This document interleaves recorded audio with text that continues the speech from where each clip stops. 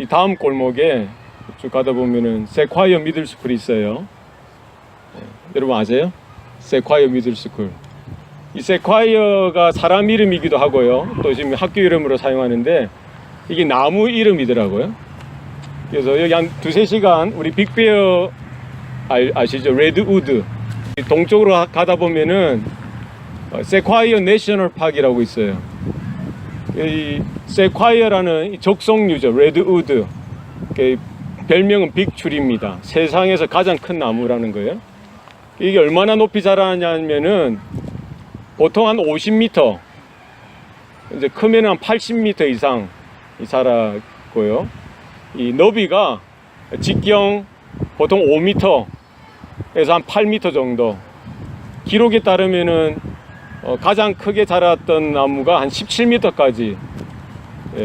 뭐가 17m라는 거예요? 높이가 17이 아니라 직경이 지름이 17m라는 게 엄청 크죠. 이게 어디에서 자라냐면 보통 해발 한 1500에서 2300 고산지대에서 자란다고 합니다. 얼마나 높이 자라는지 여러분 가보셨어요? 다음에 기회 있으면 우리 한번 가보십시다. 우리 작년에 우리 갔던 것 같아요. 수양에 갔다가 우리 방문한 적이 있는데 엄청 큰 거예요. 엄청 커요. 이게 웬만한 바람이 불고 이렇게 폭풍우가 불어도 흔들리지 않는데 이게 뿌리채 뽑히는 법이 없답니다. 가지가 뭐 이렇게 꺾이긴 하겠죠. 가지가 나무에 센 바람이 불면 꺾이긴 하는데 뿌리채 넘어지는 법은 없다는 거예요. 왜 그런가 보니까 뿌리가 높이만큼이나 깊이 박힌대요. 아주 깊이 박히는 거예요. 그리고 이것이 이제 보통 나무 하나 두 개만 자라는 것이 아니라 거기에 군집을 이루어 자라는 거예요. 그러니까 50개면 50개, 100개면 100개 이렇게 숲을 이루면서 자라고요. 이 뿌리가 깊이 박히면서 그 뿌리가 서로 연결되어 있는 거예요. 밑에서. 그러니까 바람이 아무리 세게 불어도 이 큰 나무가 넘어진다 안 넘어진다? 넘어지지 않는다는 거예요. 뿌리채 뽑히는 법은 없다는 겁니다. 우리가 여기에서 이제 영적인 진리를 찾을 수가 있습니다. 우리 신앙도 마찬가지예요. 우리 한 사람 한 사람이 우리의 믿음도 나무와 같아요. 겨자씨 한 알 같은 믿음이라고 성경에서 말하고 있습니다. 우리의 믿음은 겨자씨 한 알에서 시작하지만 여기에서 머무는 것이 아니라 싹이 나고 뿌리가 내리고요. 줄기가 자라고 꽃이 피고 열매 맺는 것을 성경은 이야기하고 있습니다.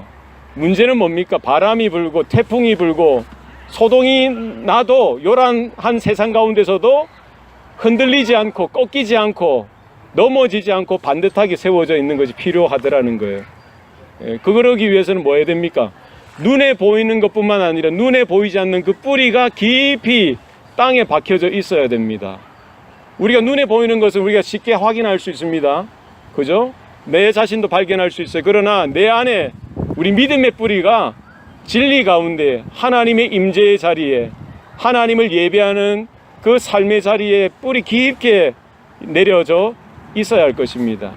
그리고 이것이 나 홀로 독야청청 나 혼자 뭐 이렇게 믿음 생활 이거 아니라 이렇게 주님의 몸된 교회로서 군집을 이루고요. 하나의 숲을 이루어서 우리가 눈에 보이지 않지만 그 뿌리 깊숙이 내려가 보면 그것이 서로가 믿음의 뿌리가 서로 연결되어져 있는 거예요. 어디에서 연결되어져 있습니까? 하나님의 은혜에서 하나님의 진리의 말씀 가운데 생명의 말씀 가운데 주님을 향한 사랑 가운데 그 은혜 가운데 우리가 우리의 영적인 뿌리가 깊이 서로 연결되어져서요. 한 사람이 잘못하고 실수할 수 있습니다. 그때도 붙들어 주는 거예요. 함께 붙들려서 함께 믿음의 여정을 날마다 이겨나가고 또 세워져 나가는 저와 여러분 되시기를 바랍니다. 우리 한 사람 한 사람을 주님께서 창조하시고 만드시고요. 하나님의 은혜 가운데 세워 주셨다는 것입니다.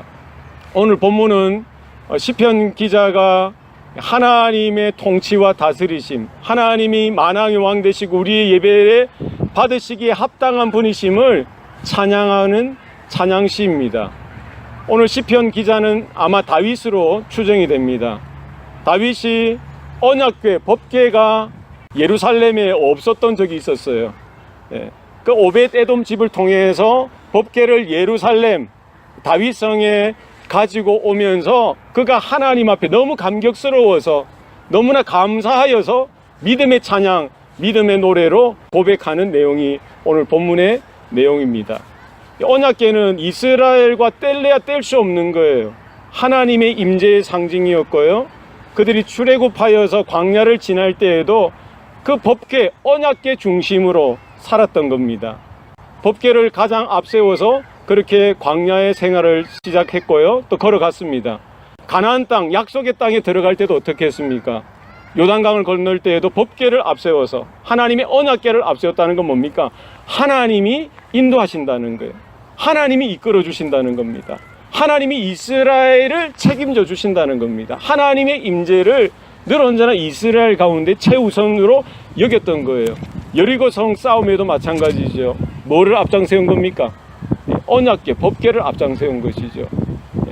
가나안 땅 정복할 때도 마찬가지였습니다. 그런데 이랬던 법궤를 빼앗겼다는 거예요. 엘리 제사장 때 너무나 영적으로 타락했던 그 시절에 그 이스라엘 사람들은 하나님 말씀에 순종하기보다 형식적인 삶을 살았던 거예요.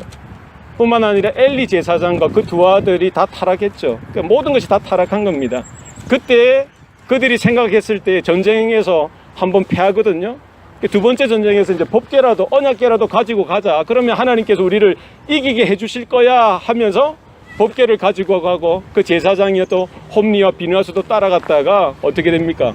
첫 번째 전쟁에서 4,000명이 죽었는데 두 번째 전쟁에는 3만 명이 죽으면서요. 법궤도 빼앗기고 제사장들 그 두 아들인 홈리와 비느하스도 그 전쟁에서 다 죽게 되죠.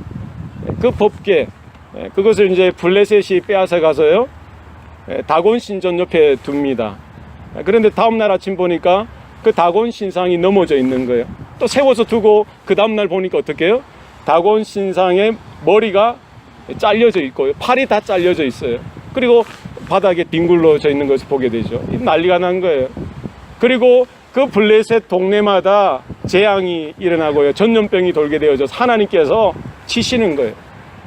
블레셋 사람들이 모여서 의논합니다. 이것을 딴 데도 옮기자고 옮기는 데마다 하나님이 재앙으로 치시고요. 하나님이 살아계심을 나타내 보여주셨던 거예요. 그런데 이제 사무엘이 선지자가 되어지고요. 또 사울이 이스라엘의 초대 왕이 되어졌던 그 70년 동안에도 법궤는 여전히 잊혀졌어요. 아미나답의 집에서 그냥 이렇게 방치되어져서 그 언약궤를 예루살렘 그 중심의 자리에 가져다 놓지 못하고요. 그냥 변방에 아무도 찾지 않는 거예요. 그런데 다윗이 왕이 되면서 가장 먼저 했던 것이 뭡니까? 바로 잊혀졌던 그 법궤, 언약궤를 예루살렘 성, 다윗의 성에 갖다 놓는 거였어요. 다윗은 이스라엘의 왕으로 등극하면서 하나님의 사역자로서 그 사역을 시작하면서 가장 먼저 했던 것이 하나님의 언약궤를 예루살렘 그 중심에 바로 세우고 하나님의 임재, 하나님의 통치, 하나님의 다스리심을 그 모든 자신의 사역의 중심에 두었던 것입니다. 우리 성도에게 있어서 중요한 것이 뭡니까?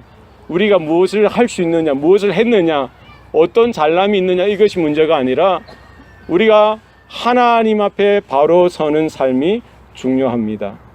우리의 신앙의 집을 지어가면서 우리의 신앙의 삶의 여정을 시작하면서 우리는 다윗처럼 무엇이 우리의 중심을 이루어야 하는지 우리는 확인해야 되는 거예요. 우리의 삶 가운데 뭐가 있어야 돼요? 예루살렘의 법궤를 가지고 왔듯이 우리의 삶의 중심에 하나님의 임재와 하나님의 통치와 하나님의 다스리심이 있기를 바랍니다.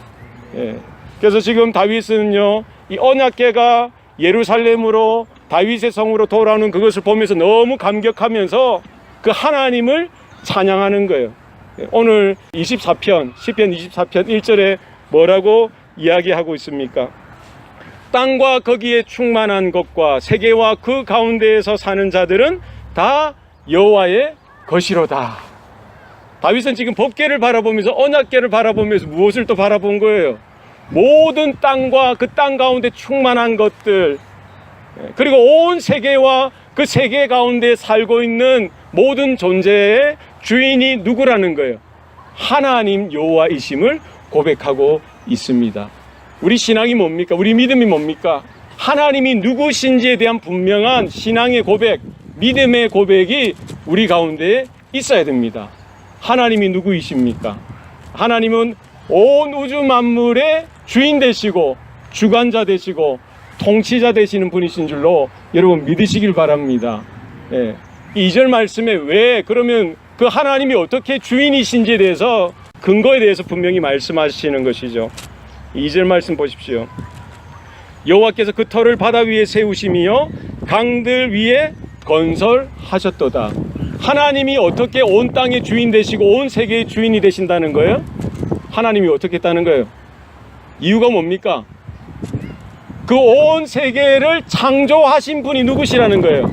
하나님이시라는 거예요.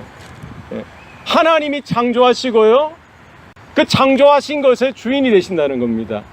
저희 집에 가면은 저희 뒷마당에, 마당이 좁지만 거기에 큰 테이블이 있어요. 테이블. 그 테이블을 누가 만들었겠어요?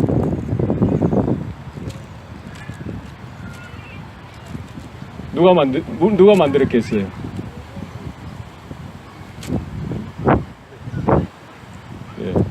여보세요? 예, 제가 만들었어요. 아유, 그 누구 거예요? 누구 거? 누구 거죠? 제 거죠, 제 거. 제가 만들었으니까. 그죠? 만든 사람이 바로 소유권이 있는 거예요. 우리 눈에 보이는 모든 것들이 그냥 우연하게 어쩌다가 생겨난 것이 아니라고 성경은 분명히 말씀하고 있습니다. 우리가 하나님께서 창조하실 때 여기 계신 분이 있어요? 없어요. 어떻게 그것을 다 알 수 있습니까? 오늘 뭐 현대 과학자들이나 여러 뭐 학자들이 추측에 의해서, 상상에 의해서 가설로서 그냥 추측하고 주장할 수 있는 뿐이지, 분명히 우리는 하나님의 계시의 말씀을 통해서 이 세상의 시작, 이 모든 우주의 기원, 우리 모든 인생들의 그 첫 출발에 대해서 우리는 하나님의 특별 계신 성경을 통해서 우리는 확연하게 발견할 수가 있더라는 거예요. 모든 땅, 거기에 충만한 모든 존재들, 미생물에서 생물에 이르기까지 모든 것들에 그 생명을 허락하시고 존재를 허락하신 그 하나님 여호와의 소유다는 사실을 우리가 믿음이 생겨나면은, 우리가 하나님을 경험하면은, 하나님의 살아계심을 우리가 믿음으로 받아들이게 된다면 우리도 이와 같이 고백할 수 있게 되더라는 거예요. 유대인처럼 배타적인 사람들, 배타적인 민족이 드뭅니다. 유대인들에게 있어서는 선민사상, 선택된 백성이라는 거예요. 누가 선택되어졌다는 거예요? 이스라엘, 그 유대인들이 하나님께 선택되어졌다는 이 사상이 아주 견고합니다. 시오니즘이라고 하죠. 헤브라이즘이라고 합니다. 주데이즘이라고 해요. 하나님은 이 세상을 만드셨지만 누구를 위해 만드셨다는 거예요? 유대인들만을 위해서 만드셨다는 거예요. 그러니까 그들은 늘 언제나 이분법이죠. 선택받은 유대인들, 히브리 사람들, 그리고 선택받지 못한 그런 여타 이방인들, 이방 족속들이라는 거예요. 그러니까 세상을 바라봐도 자기들이 생각할 때는 하나님은 그 유대 땅, 약속의 땅, 거룩한 땅의 주인이시지 나머지 땅, 나머지 세계에는 별 관심도 없으시고 별 생각도 없으실 거야 라고 생각했던 거예요. 그래서 유대인 랍비들은 매일 아침 일어나면 세 가지 기도를 드린다고 해요. 첫 번째가 이방인으로 태어나지 않은 것을 감사하는 기도 드렸어요. 두 번째가 여자로 태어나지 않은 것을 감사 기도 드렸어요. 세 번째가 짐승으로 태어나지 않은 것을 감사 기도 드렸어요. 그러니까 그들 눈에는 뭐예요? 늘은 저 유대인들의 특별한 것들만 보였지 나머지 이방 사람들, 나머지 이방 족속들은 이 안중에도 없었던 거예요. 자기들 랍비들이 뭐라고 이야기합니까? 그러면 하나님께서 왜 이방인들을 만들어 두셨느냐, 뭐라고 이야기하는 줄 아세요? 지옥의 땔감으로 쓰기 위해서 이방인들을 만들었다는 거예요. 그러니까 얼마나 참 배타적이고 편협한 역사관입니까? 그러나 구약을 우리가 제대로 읽어보고 제대로 우리가 이해할 수 있다면 그것이 왜곡되어졌고요, 이 역사가 시간이 지나면서 유대인 중심적인 사관에 따라서 이게 편협하게 이렇게 한쪽으로 치우쳐진 것이라는 거예요. 오늘 본문만 봐도 우리는 분명히 알 수 있습니다. 하나님의 관심은 단순히 그 가나안 땅, 유대 땅에만 관심이 있으시고 나머지 땅은 어떻게 돼도 상관없다 이렇게 여기시는 분이 아니더라는 거예요. 단순히 하나님은 이스라엘 사람, 유대 사람, 히브리 사람만 사랑하시고 그들에게만 관심이 있으시고 다른 여타민족에게는 그들이 어떻게 살든지 관심 없어 하는 하나님이 결코 아니시더라는 거예요. 오늘 본문이 뭐라고 이야기하고 있습니까? 땅과 거기에 충만한 모든 것들, 그리고 세계와 거기에 사는 모든 사람들의 주인이 누구라는 거예요? 여호와 하나님이라는 거예요. 하나님은 유대인도 사랑하시지만 여러 민족들, 모든 나라, 모든 언어, 모든 사람들 다 사랑하시는 줄로 믿습니다. 그걸 발견하셔야 돼요. 왜 그렇습니까?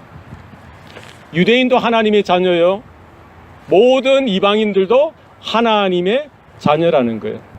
저에게 자식이 셋, 넷 있는 분도 있고 다섯 있는 분도 있고, 예전에 저희 아버님 세대 혹은 할아버지 세대는 12, 14, 그 이상도 출생하셨죠. 그 자식이 많든 적든 그 자식은 누구의 자식입니까? 그 아버지, 그 어머니의 자녀라는 거예요. 큰아들은 큰아들로서 사랑하고요, 막내는 막내로서 사랑하고, 그 모든 자식들이 독특하게 그 부모의 사랑을 받을 자격이 있더라는 거예요. 지금 우리 전 세계에 인구가 얼마나 되는 줄 아세요? 얼마나 됩니까? 76억 정도 된대요. 76억. 한 10여 년 전에 한 50억, 60억이 했는데 지금 76억이에요. 나라가 몇 개 나라가 있는 줄 아세요? 나라. 유엔에 가입된 나라가 197개국이 되고요. 올림픽에 참여하는 나라가 201 나라가 참여한대요. 그리고 월드컵에 가입된 나라가 211개의 나라입니다. 그런데 ISO라고 세계 표준 기구에 등록되어져 있는 나라가 244개라는 거예요. 그리고 언어가 지금 전 세계 언어가 몇 개의 언어가 사용되어지는지 아세요? 언어가 랭귀지 6,909개 언어. 이거는 이제 어느 기관에서 이렇게 선정한 거고요. 대략 많으면 7,200개 정도까지 있다는 거예요. 그 중에서 100만 명 이상이 사용하는 언어가 4% 정도밖에 안 된다는 거예요. 나머지 96%는 100만 명 이하의 작은 소수민족들, 그 소수민족들, 우리가 이름도 들어보지 못한 그런 민족들, 그런 사람들이 그 언어를 사용하는 거예요. 그러니까 10만 명이 사용하는 언어도 있고요, 2, 3만 명이 사용하는 언어도 있는 거예요. 그러니까 지금 이 시간에도 이 언어가 이렇게 사멸되어지는 거예요. 왜 그렇겠어요? 도시화되어지고 자기들끼리만 살기 힘드니까, 그런 부족이 그 전통을 지키기가 힘드니까요. 그 다른 나라로, 다른 문화권으로, 다른 경제권으로 흩어지다 보니까 자신들의 종족, 자신들의 문화, 자신들의 언어를 유지하기가 힘들어진다는 거예요. 그러니까 지금도 이 언어들이, 수많은 언어들이 사멸되어지고 있다라는 거예요. 중요한 건 뭡니까? 하나님께서 잘 알려져 있는 여기 성경에 나오는 유대, 히브리 백성들, 민족들 뿐만 아니라 우리가 모르는, 우리 기억에도 없고 우리가 전혀 생각해보지 못했던, 우리가 전혀 만나보지 못했던 그 밀림의, 그 아마존, 그 아프리카, 또 저 아시아, 중앙아시아에 아주 어디에 숨어 있는지 모를 정도로 숨겨져 있는 그런 존재와 같은 그 민족들, 그 한 사람 한 사람, 한 영혼 한 영혼도 주님께서는 뭐가 있으시다는 거예요? 관심이 있으시고 사랑이 있으시고. 하나님께서 뭐라고 말씀하시는 거예요? 히브리 백성도 나의 백성이지만 그 이방인들, 그 오지에, 그 밀림 가운데, 그 벼랑 끝에 대롱대롱 매달려 있는 그 인생도 누구의 것이라는 거예요? 하나님의 것이라고 말씀하고 있는 것입니다. 우리가 이 모든 만물들을 바라보면서요, 모든 것이 하나님의 것이다, 하나님께로부터 왔고 하나님으로 말미암으며 결국 하나님께로 돌아가는 우리들 인생인 것을 분명히 깨닫고요, 주님께서 마지막 공생애를, 사역을 이제 마감하는, 승천하기에 앞서서 그 제자들에게 분명하게 확신 있게 말씀해 주셨던 것이 뭡니까? 어디로 가라는 거예요? 하늘과 땅의 모든 권세를 내게 주셨으니 너희는 모든 민족을 제자 삼으라는 거예요. 모든 민족은 어디입니까? 모든 언어와 모든 땅과 모든 나라와 모든 문화권 나아가서 복음을 전하여서 뭐를 가르쳐 주라는 거예요? 창조주 하나님 대신, 구원자 하나님 대신, 장차 심판주로 오실 그 하나님 예수 그리스도로 인하여 구원의 길을 열어주신 그 복음의 그 길로 말미암아 이스라엘, 그 장자된 이스라엘뿐만 아니라 모든 언어권에 있는 그 백성들이 결국 하나님께로 돌아와야 되는, 하나님을 우리가 함께 예배해야 되는 그날이 오게 될 것에 대해서 준비하시고 말씀하고 있는 것입니다. 따라합시다. 모든 것이 다 여호와의 것입니다. 여러분 믿습니까? 너무 큰 것을 이야기하니까 우리가 생각이 별로 없는 것 같아요. 쉽게 생각합시다. 여러분 가슴을 한번 이렇게 만져보세요. 요 나도 누구 것이라는 거예요? 하나님의 것이라는 거예요. 여러분 인정하십니까? 내 생명 누구 것입니까? 하나님의 것입니다. 내 건강 누구의 것이죠? 하나님의 것입니다. 내게 있는 시간 누구의 것입니까? 하나님의 것입니다. 내가 가지고 있는 물질 누구의 것입니까? 하나님의 것입니다. 내게 허락하신 자녀들 누구의 것입니까? 하나님의 것입니다. 내가 앞으로 살아갈 그 인생, 그 시간 누구의 것입니까? 하나님의 것이더라는 거예요. 여러분 내게 주어져 있는 모든 것들이 다 하나님의 것인 줄 여러분 인정하고 고백하시고 믿음으로 하나님의 것입니다 라고 고백하는 저와 여러분 되시기를 바랍니다. 오늘 본문에 보면은요, 그 여호와 하나님께서 창조하시고 만드신 모든 것에 하나님께서 임재하고 계시다는 겁니다. 오늘 3절 말씀 다 같이 읽어봅시다. 시작. 여호와의 산에 오를 자가 누구며 그의 거룩한 곳에 설 자가 누구인가. 지금 다윗은 언약궤를 예루살렘 다윗성으로 가지고 오면서 지금 이 노래를 하고 있는 거예요. 이 찬양을 하고 있는 겁니다. 무엇을 이야기하고 있습니까? 바로 하나님의 임재의 자리로 나오도록 사람들을 초청하고 있는 것이죠. 누가 여호와의 산에 오를 것이고 누가 그 거룩하신 곳에 서겠느냐라고 초청하고 있는 것입니다. 여호와의 산, 거룩한 그 자리는 어디입니까? 하나님의 임재가 있는 자리이지요. 우리가 신학적으로 보면은 하나님의 속성 중에 하나님의 편재성이라고 하죠. 하나님의 편재, omnipresence. 하나님은 어디에 계십니까? 하나님은 만물 안에 계시는 거예요. 하나님은 안 계신 곳이 있다 없다? 없다. 하나님은 안 계신 곳이 없다는 거예요. 하늘 위로 가도 우주 가운데도 하나님이 계시고요. 저 깊은 바다 속에서도 하나님이 계시고 우리의 땅끝을 향하여 가도 하나님이 계시고요. 여러분이 혼자 홀로 이렇게 있는 그 조그마한 방 안에서도 하나님은 거기 계시고요. 우리가 차를 타고 달리는 그 자리에도 하나님이 계십니다. 지금 이 자리에도 하나님이 계시고요.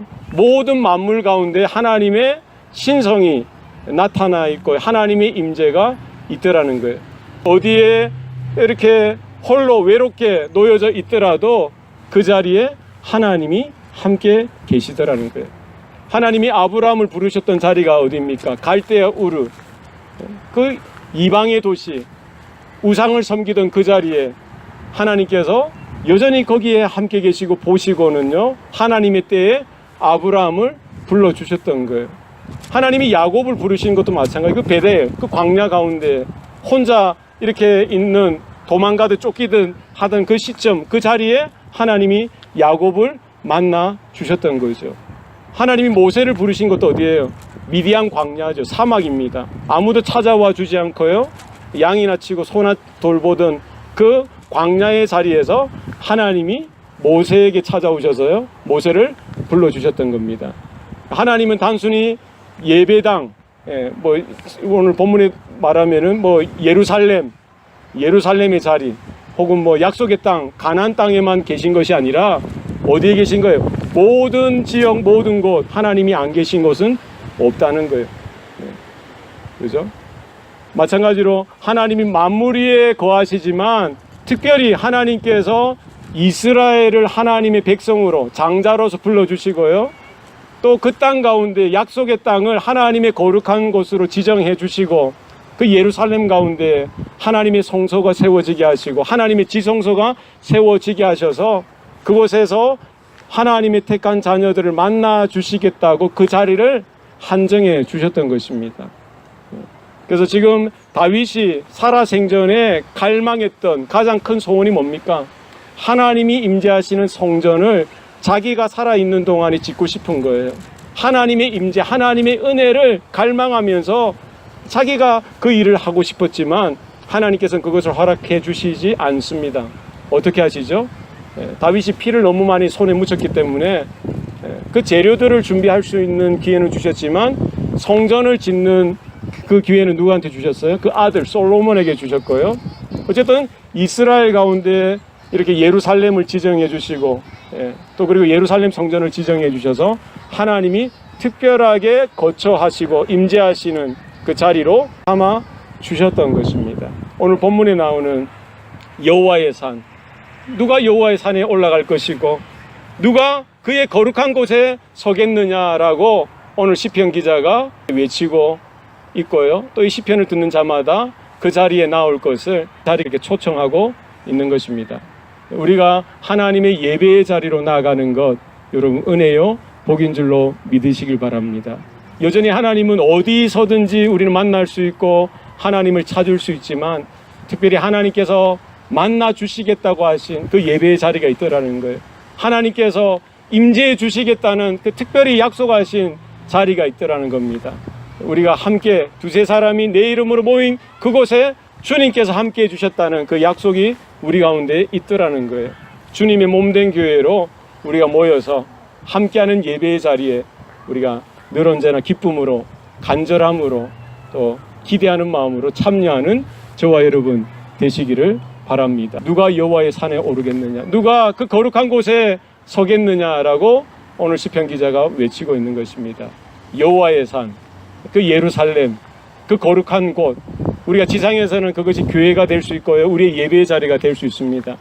뿐만 아니라 장차 주님께서 재림하심으로 완성되어질 새 예루살렘, 어린 양 대신 그 예수 그리스도 앞에서요, 모든 지파들, 모든 구원받은 자들이 그 하나님 임재 가운데 서서 예배하게 될 그 시간이 곧 다가오게 될 것임을 여러분 기억하시기를 바랍니다.